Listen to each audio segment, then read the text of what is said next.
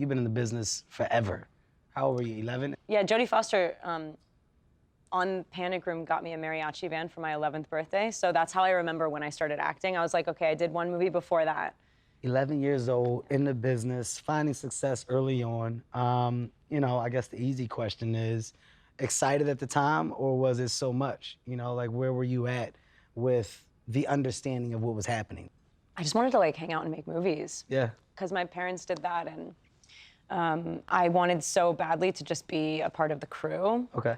I wanted to make movies so badly, and my mom was a script supervisor, and my dad was like a stage manager for forever, for my whole life. In the business, you grew up in the business. I grew up waiting for my parents to come home with little mini candy bars from craft service since I was like, you know, born.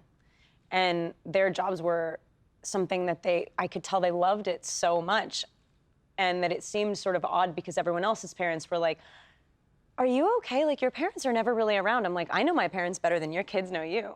Like, I see them when I get up and I run to them at midnight and I go like, dude, what did you do today? And they're like, hey, Boomeister, well, let me tell you about my day. Like, Stories. I loved the stories. And I was like, I don't want to do anything other than be close to that. And as a kiddo, obviously you have to be an actor. I couldn't have been the prop guy as like, you know, an 11-year-old. It's so crazy because I just had I had a guest on who said the opposite. You know, they found success later on, but their problem was, they said with their parents, it felt like they weren't there, and there was a hurt because of the absence. There was an understanding because of the work that was being done, but they were very vocal about like, wow, in that time I felt like I was missing the love. In this case, you're like, no, dude, the relationship that we had was so dope because I felt like I was a part of what they were doing. I remember distinctly when I was like, I think 5 years old, because it was kind of when kindergarten was happening. That's a hell of a memory. Yeah. That's a hell of a memory. But my mom was like in Thailand or something for 3 months. And I remember just like hating this 3-month period, but being kind of like, I don't know, this sounds weird, but like stoked for her, couldn't wait for her to come home. I was like, I had this one picture that I still have of her like on my nightstand. And I guess for a 5-year-old, a 3-month period away from your mom is a big deal. Yeah, it's a lot. But it was filled with something else. And it was filled with like a certain amount of like love and commitment to both me and something that they, you know, had passion for. That's a crazy understanding at the age 5. I mean, I probably only see that in retrospect, but at the time I was like, you're awesome and I love you and I miss you. And I was fine. That's dope as hell. It's dope for you just to have the logic, of course now because you're older, but then the wherewithal to just be supportive, right? Let's go back to you now. I mean, success is happening, right? You do your first movie, oh my God, this is amazing, but now there's a crazy talk that's following you. And people want to work with you. More movies are starting to happen.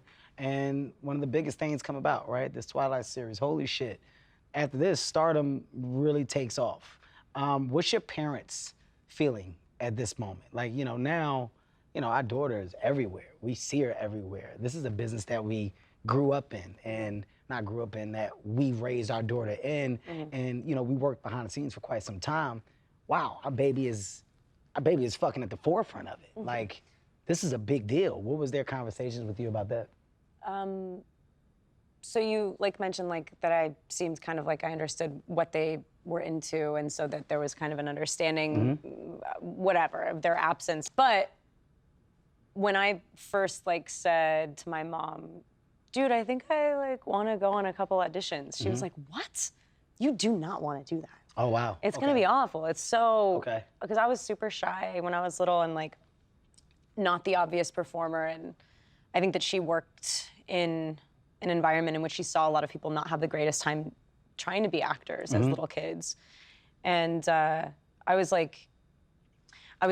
in some like Christmas performance-y type thing, and having lived in LA, like there was this thing where it was like you could come learn how to do auditions. Okay. And you had to pay like $3,000 to come learn how to do an audition, and then maybe have an opportunity to go do an audition. Okay. And I was like, I want to do that. And she was like, this is a total ripoff, and also like, you seem like shy and weird and like a total backwards person. Are you sure you want to do that? And I was like, yeah, I definitely do. And so she was like, I'm taking a bet on you right now. So you have to pay me back if it ever pays off. But like, I believe in you. And do you know what?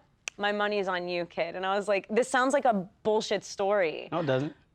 I was like, please, I do want to try doing this. I think that's a great form of parenting. That's like Yeah. it's a reverse mind fuck. It's Yeah. I'm going to support you, but at the same time I'm supporting you. I'm telling you that I'm investing in you. That's what she said. She's Yes. like, I'll make an investment in you.